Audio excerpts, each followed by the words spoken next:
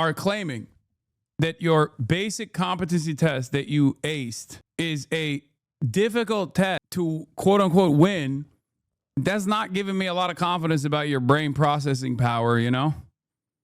Come on, women, cameraman, TV, giraffe, elephant. I know all the animals. I know all the animals. I know them so well. I can call them out. Everyone says, Mr. President, you're so smart. You're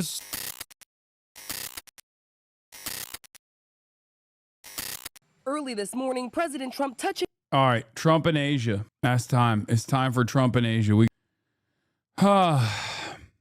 Because he's out there. He is out there trying to salvage what remains of the discarded trade negotiations that his deal-making administration put together. Okay? He's going to return from Asia with $20 quintillion in deals and IOUs. You already know what it is. Okay?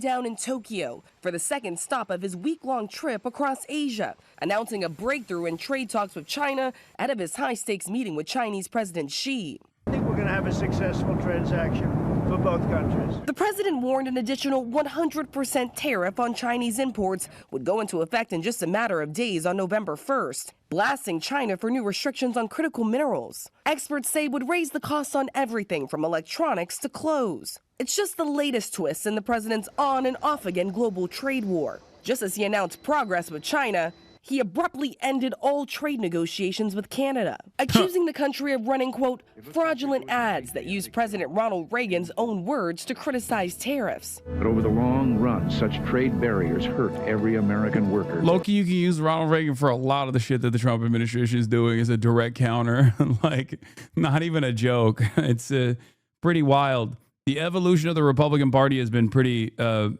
crazy.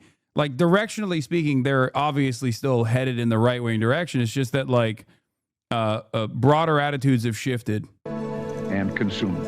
The president now says he will impose an additional 10% tariff on Canadian imports, refusing to meet with Prime Minister Mark Carney, even as they both attend the same summit in South Korea this week. I'm not going to be meeting with them for a while, no. I'm very happy with the deal we have right now. He's mad. They're ruining my big, beautiful deals. I'm not going to be meeting with that Mark Carney. That I call him Marx Carney, like Karl Marx. We're going to let it ride. So the president would not say when those additional tariffs would go into effect. He did tell. It's ironic because the Ontario Conservative government launched this ad, not the federal Liberals law. I mean, yeah, but who cares? From his perspective, he just feels betrayed by Canada. Any Canadian that said something about me is worthy of scrutiny for the entire country. How dare you? I will annex you, Marx.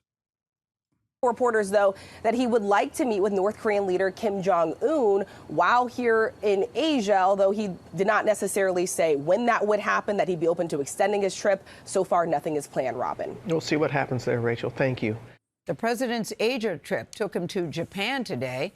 He is meeting with the country's emperor. Also, yeah, he met with the emperor and he touched the emperor's back, which was interesting. But then again, in line with what America has done to the Japanese emperor since World War II. So on this 5-day trip, a high-stakes meeting with China's Xi Jinping talk about everything from trade to TikTok. Nancy Cordes is with the president in Tokyo and has got the latest on the story. Nancy, good morning. What can you tell us? Good morning, Gail. Well, I can tell you that the president just landed here in Tokyo a couple of hours ago, the second stop on his 3-country swing through Asia. And the big news here in Asia is the apparent breakthrough over the weekend in U.S.-China trade talks after 6 months of tension. President Trump's first stop here in Tokyo was the Imperial Palace, where he was greeted by the emperor. Little guy, big position by such a little man. Trump got a welcome fit for royalty in Kuala Lumpur, too, and even joined in as Malaysian dancers performed for him on the tarmac. What the? Yo, I did not. What is that, dude? What the? I didn't see this one. I was following the Asia trip closely, and I missed this. That's so stupid. Or two, and even oh God, he's so old. He brought out the double dick suck for the Malaysian dancers. Malaysian dancers performed for him on the tarmac. How long did this go for? Malaysia, the president did one of the things. Where is Ian? Bring me Ian. That's my strongest warrior, Ian Miles Chung. I'm bringing him back with me so we can finally see Portland. After I save Portland from the ashes that remain as a consequence of socialist, communist, fascist mobilization in Portland that the military is stamping out. Where's my big, beautiful Ian Miles Wrong? They call him. I call him Ian Miles Strong. That's his name, believe it. He likes best: sign deals. Well, this is so exciting. Including a new peace agreement between Cambodia and Thailand that Trump helped to broker. I wish you smile. But there is one deal the entire world is watching for: a trade deal between the two largest economies, the United States and China. I think we'll have a good deal with China, and they want to make a deal, and we want to make a deal. President Trump and Chinese President Xi Jinping have been trading threats for months. China stopped buying U.S. soybeans and vowed to block sales of rare earth minerals that are crucial to high-tech manufacturing. Trump, in turn, vowed to impose an additional 100% tariff on Chinese imports starting next month. I believe that is effectively off the table. Treasury Secretary Scott Bessent said there was a breakthrough just this weekend in talks with his Chinese counterpart, and he said both sides walked back those damaging threats. The soybean farmers are going to be extremely happy with this deal for this year and for the coming years. Yeah, I don't think they can be happy with this year's deal, considering that's just not how agriculture works. Like, I don't think they can magically restructure the crops that they have to burn, basically, that was supposed to go to China. Like, what are they supposed to do? Is kind of over for this year, don't you think? I guess they are, they got 0 orders, but I'm sure Trump will sign off on a fat check to make sure that the farmers are happy, you know? Yeah, they're going to get bailed out for at least this season, where they sold nothing. Shouts out to Donald Trump. Doesn't sound like Schumer is ready to fold on CR. He says Trump is dancing on the tarmac in Malaysia ahead of a health insurance cliff. Donald Trump may be having a nice time abroad, but people here at home are dreading open enrollment. Who do you think you are? That's Scott Bessent, Master Farmer. Oh my God, I saw that. Yeah, in the longer clip, Scott Bessent claims that he too is a soybean farmer. Does anyone have that clip? It's so stupid. He's like, well, you don't understand. I too am suffering from the soybean collapse, because I too am what you would call a soybean farmer. Yeah, Bessent on American farmers being hurt by tariffs. Martha, in case you don't know it, I'm actually a soybean farmer, so I felt the pain too. I know they have met before. The president has also said he does want our farmers to be taken care of. You did mention that China has been boycotting American soybeans, and American farmers have really suffered. Do you see a real light at the end of the tunnel there? They may allow soybeans again? Well, Martha, in case you don't know it, I'm actually a soybean farmer, so I have felt this pain too. And there are a couple of things happening here. One, the Chinese have substantially dropped their purchases to almost 0, so they unfortunately have been using American farmers who are amongst President Trump's biggest supporters. I think he had more than 90%. I'm what you would call a soybean farmer myself. You know, I'm just as much as a soybean farmer as Scott Bessent is. He claims to be a soybean farmer because he owns farmland that he rents out to the soybean farmers. I am a soybean farmer myself because I like Chinese food and therefore eat a lot of soybeans and also use soy sauce. So I guess we're all technically, to a certain degree, associate the agricultural production of soy. You know, many of us. Who amongst us? Support. And then this was one of the biggest crops in 20 or 30 years, so it was a perfect storm. But I think we have addressed the farmers' concerns, and I'm not going to get ahead of the president, but I believe when the announcement of the deal with China is made public, that our soybean... My landlord is a photo editor. Yeah, that's how it works. If you're landlord is renting to you, then they, by transitive property, take over your job in the workforce. Farmers will feel very good about what's going on. Both for I'm sure you can relate to the farmers with your $500 million net worth. And yeah, here it is. Confronted with this fact by host Martha Raddatz on ABC's This Week, Trump Treasury Secretary Scott Bessent, a former hedge fund manager who boasts a net worth of more than $500 million and who rents $25 million in farmland out to soybean farmers, tried to paint himself as a common farmer who understands the American farmer's pain. It's funny because we've moved beyond kulaks at this point, right? Because farmers, by and large, like in the way that we actually look at farmers, like they are also business owners, right? The farmer coalition is not the farm hands, the actual agricultural workers, but instead those who own the business that hire the workers to do the job, right? Some farms are owned and operated by the families and whatnot, but for the most part, farmers themselves are also owners, right? Owners of business, capital owners. And that's the reason why they vote alongside the reactionary line, no matter what that same reactionary administration will end up doing to their bottom line, right? Having said that, Scott Bessent has taken this to its maximalist position by being the fucking farm landowner that the other farmers who are also business owners rent from. Fucking awesome. It's double capitalism. Yeah. And of course, what's really funny is we literally did the same thing last Trump term. China must be laughing at how stupid we are to repeat the exact same mistake verbatim. Yeah. It's hilarious because China already did this last time Trump tried to do the exact same thing. So the farmers actually experienced this once. And then they still turned around and voted for Donald Trump, which is hilarious. And then they did it again. And they're like, oh my God, how could this have happened? How could this have happened again? It's like, I don't know, man. He said he was going to do it. Why were you not listening? Oh, amazing stuff. Amazing stuff. Bessent says that Trump and Xi might finalize that deal when they sit down in South Korea later this week. And Bessent said he also got Chinese sign-off on a deal to transfer the U.S. operations of TikTok to new owners, so China doesn't have as much access to Americans.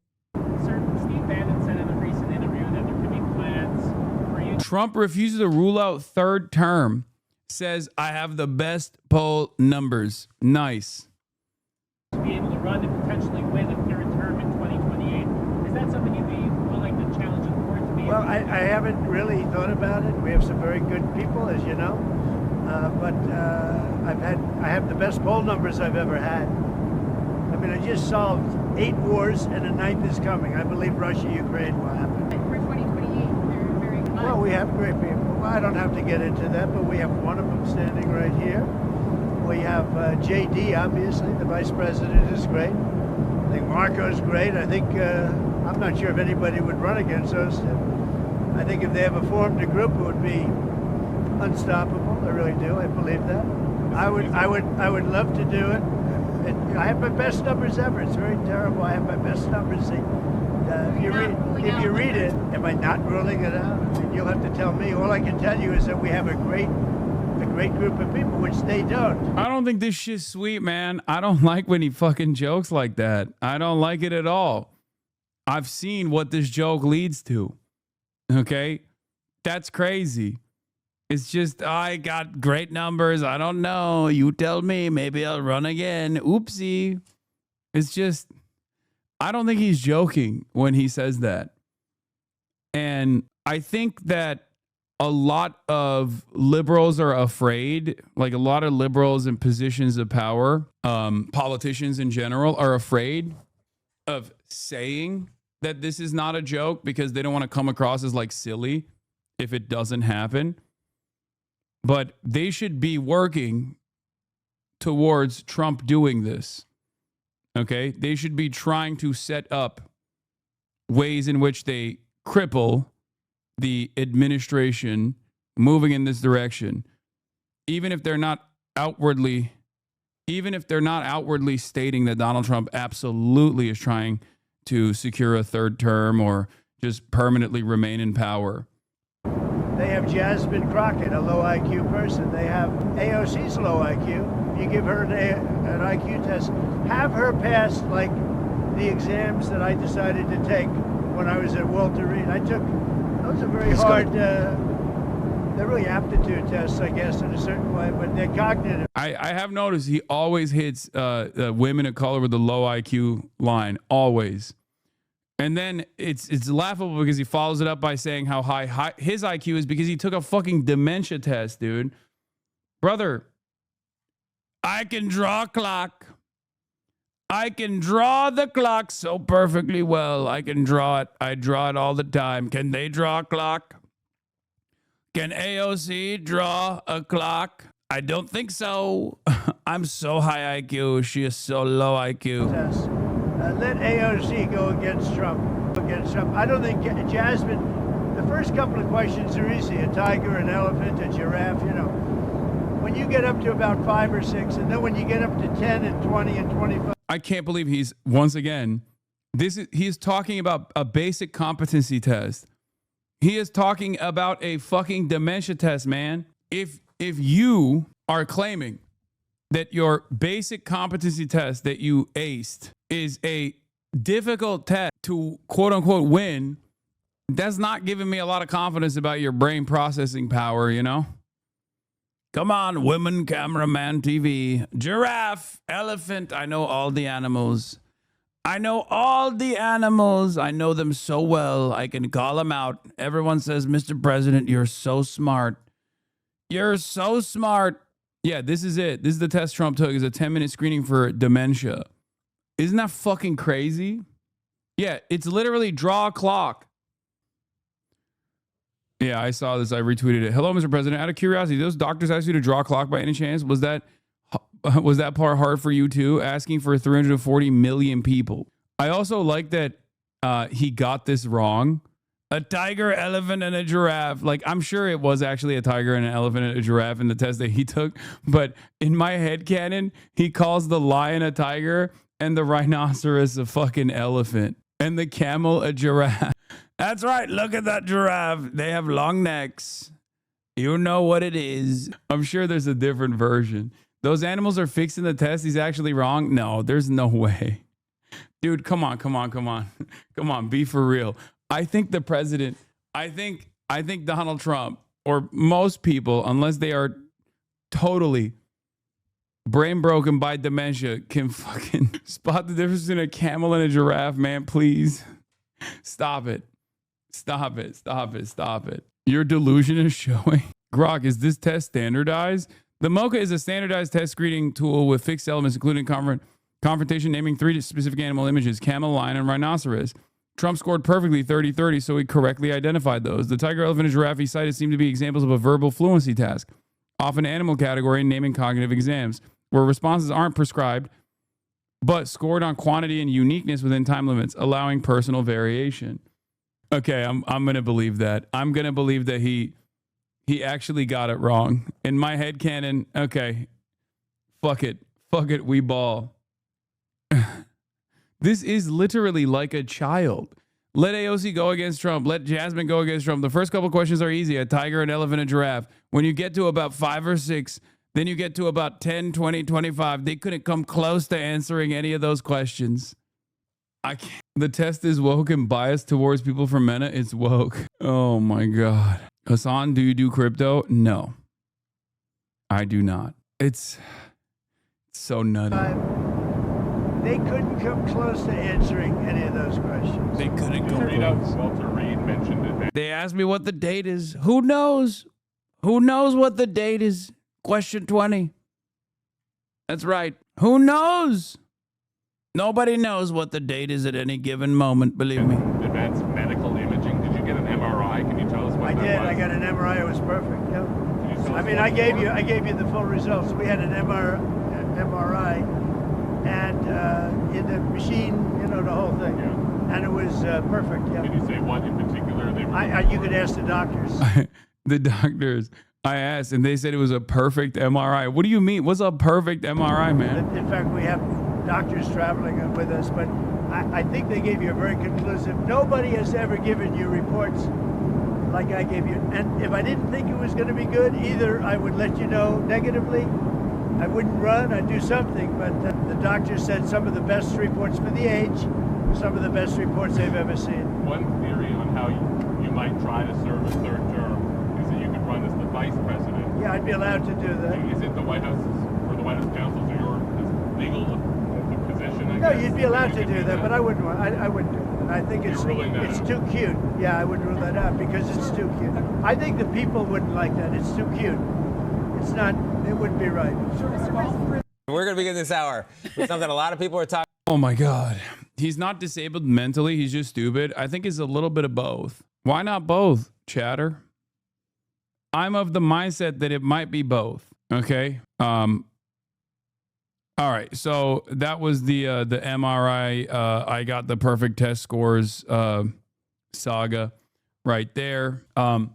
Speaking of which, I covered this already, but it bears repeating. Like in terms of Donald Trump's ambitions for continuing for a third term, Steve Bannon basically gave the game away here in this conversation on The Economist. Trump 28. Trump is going to be president in 28, and people just ought to get accommodated with that. So what about the 22nd Amendment? There's many different alternatives. At the appropriate time, we'll lay out what the plan is, but there's a plan, and President Trump will be the president in 28. There's a plan. Yeah. Sammy Gold says, and he's right, the only thing stopping Trump from running for a third term is whether he wants to or not, or whether he's even alive. Nothing else matters. Yes. And of course, people who are professionally wrong, Dylan Esper, who is like mind broken by Israel so fucking hard that they're also saying that this is neurotic. I'm starting to admire the Republicans' operation here. They know Trump isn't getting a third term, but they also know they can induce panic among neurotic liberals who refuse to use their brains. Defining leak down, this was a paper handed out to reporters at CPAC this year, urging them to cover an unofficial event on the sidelines. Exclusive, a leaked CPAC press memo shows the third term project hosting a February 20th event titled The Case for Presidential Tenure Reform. They're openly arguing for a constitutional amendment to let Trump serve up to 3 terms, citing unfinished business and continuity. This isn't subtle anymore as a blueprint for permanent power. This is from before. That's not correct. You're missing the point. Let me know when you want to talk to someone. Pay close attention to their verbiage surrounding this. This should clue you into the broader picture. Wait, what? No, I'm saying that the ways, first of all, I'm saying that the ambition they have there is real, okay, as opposed to what people are saying could potentially happen. And I also personally think that like what Steve Bannon is mentioning here, what they are going to do is instead of like a constitutional amendment, I think that they are going to say, just like Steve Bannon did, that the Constitution is supposed to vaguely protect the interests of the masses, and they're going to try and turn this into a referendum on whether or not he should serve a third term. And they're going to do it like they did before, where in the past, if you recall, they were able to block Supreme Court appointments. They were like, well, let the people decide on who gets to pick the next Supreme Court justice. This is the end of the 8-year term here. This is ridiculous, right? Like, it's a similar thing that they're going to try and do, which is, once again, let the people decide. And of course, I don't believe that the voting at that point will reflect what you understand voting to look like, whether it be with the vote watchers that he wants to place in the state of California and in other blue states, which will obviously actively depress turnout and try to strike fear. I think it's a multiple front agenda where I think that martial law also factors into this to a certain degree, whether by way of hot war with Venezuela or the entire Latin American continent, the entire South American continent, or whether it be internal strife that escalates to some kind of, into some kind of martial law initiative. There's a definite chance he tries to run for re-election, but I don't think Bannon knows anything at all. He likes to exaggerate what he knows. No, I agree.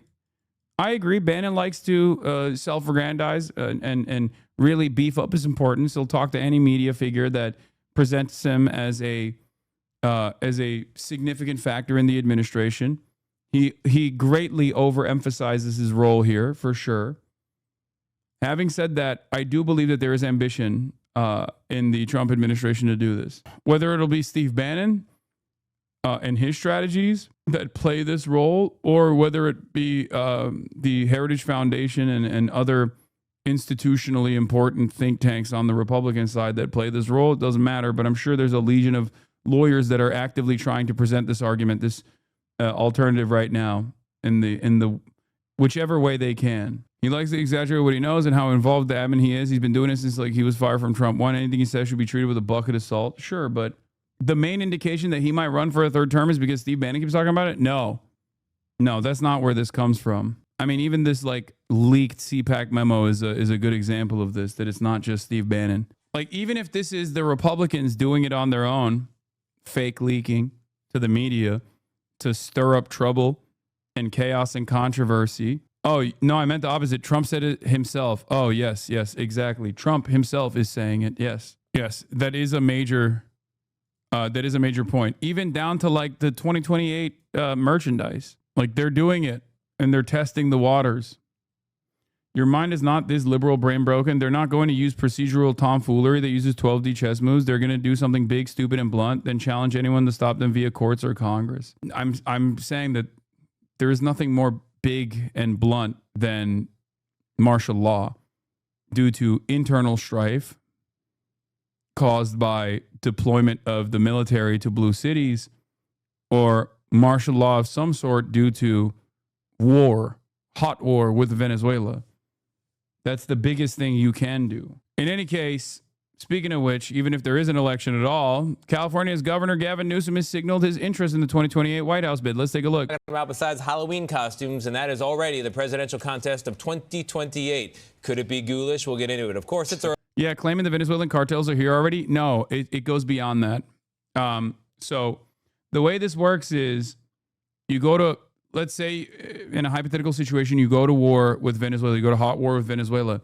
Then every single Venezuelan that's living on U.S. soil will be driven to internment camps, similar to the Japanese during World War II.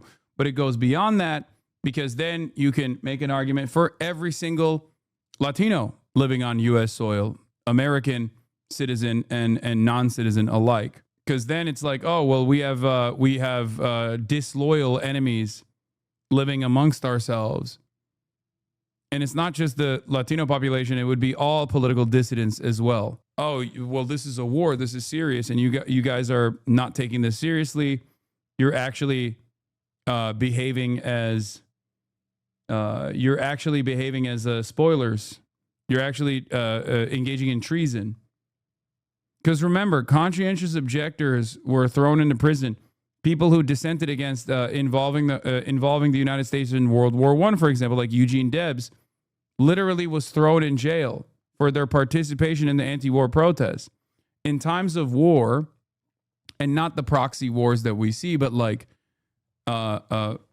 in times of all-out warfare, state versus state warfare, and not like the recent history's counterinsurgency battles and proxy wars that are happening overseas, but direct war with an entire nation state, the government goes completely overboard with what they can get away with at the behest of vague gestures towards national security. I bet you 10K the reasoning they will use to dub socialist orgs as international terrorist groups, the idea/ideal of internationalism, yes. All right, early, yes, very early. But the speculation is out there. Who's going to run, who's not? In an interview for CBS Sunday Morning, California's Democratic Governor Gavin Newsom told Robert Costa he will be considering it. I'm looking forward to who presents themselves in 2028 and who meets that moment. And that's the question for the American people. Is it fair to say after the 2026 midterms, you're going to give it serious thought? Yeah, I'd be lying otherwise. I'd just be lying, and I can't do that. Bob Costa joins us now. Bob, wonderful interview, wonderful conversation. I'm curious what the governor said he'll base his decision on when it comes to 2028, and who else are you hearing might be jumping into the race? Great to be with you. Tony, sometimes in politics, what people say matters, but what people do really tells you what's going on. We followed Governor Newsom not just to California for this interview, but to South Carolina. And when the California governor is in South Carolina, that's a pretty big tell. He's thinking hard about running for president in 2028. No firm decisions yet, but he sees a real opening. He was a close ally of President Biden in 2024 when President Biden was facing a lot of criticism. And he sees a path ahead, his allies tell me, should he decide to run as someone who could bring the party together and be a fighter against President Trump. You see the governor fighting against the president, not just on policy, on immigration and the National Guard, but on social media with his satire of President Trump. But he's not the only one. You have Vice President Harris, the former vice president, out there with her book, and she says, "I'm not done." She told the BBC that in recent days, and that tells you there are not only two Californians, but so many others. The Illinois governor, J.B. Pritzker, a number of senators, they're all seeing an opening in 2028. A lot will depend on next year's midterms and where the party really is. Bob, one of the big questions is whether Republicans will see an opening. President Trump's former strategist, Steve Bannon, gave an interview to The Economist suggesting that Trump would, one way or another, get a third term, even though it's illegal. Take a listen. Trump 28. Trump is going to be president in 28, and people just ought to get accommodated with that. So what about the 22nd Amendment? There's many different alternatives. At the appropriate time, we'll lay out what the plan is. So, Bob, the 22nd Amendment, pretty plain as day. It's very clear. A person cannot be elected to president more than twice. So what do you make of Bannon's comments? Plain as day, to be sure. The U.S. Constitution says 2 terms only. But what's also plain as day, Tony, is that President Trump is close to Steve Bannon. Steve Bannon's close to people in Congress. And many Republicans want to see the president renominated in 28, despite what the Constitution says. And that could create a real legal showdown. If he is renominated and the president accepts the nomination in 2028, again, despite the Constitution, you could have the Congress and the courts really face a standoff over whether this could move forward. And the courts would ultimately have a huge say, perhaps the say, over whether that could happen. But we're in such an unprecedented moment when you have the president's allies, some of his top allies, like Steve Bannon, actively toying with the idea of pushing him to be the candidate in 2028. And just see what happens. That's something that could be historic and also troubling for many Democrats who worry Trump's pushing the Constitution, pressuring it in an unnecessary way. That would be pretty open defiance. I would imagine, if not the Constitution, the ambition of other Republicans would hold the president in check on this one. They want to be president, too, but we shall see. Bob, thank you very much. Appreciate it. Thank you.